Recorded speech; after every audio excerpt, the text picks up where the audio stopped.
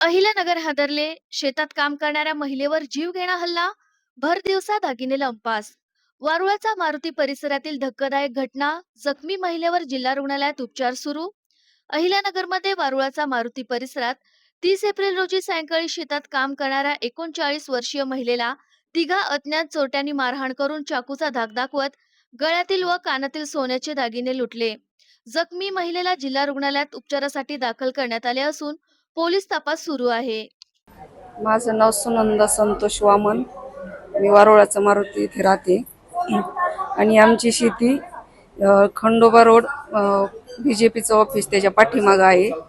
तर तिथे माझ्या हल्ला झाला आणि माझ्या डोक्यात जोरदार मारलं काहीतरी लोखंडी हत्यार आणि चाकूची धारदार चाकूनी वार करायचा प्रयत्न केला.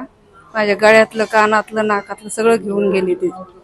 3 जण होते. एक गाडीवर थांबला, 2 जण आत आले आणि त्यांनी जोरदार चाकूनी म्हणजे धमकीला आणि काढून घेतलं सगळं आणि डोक्यात पण बरंच मारलं. गुरुवारी संध्याकाळी 6:15 ला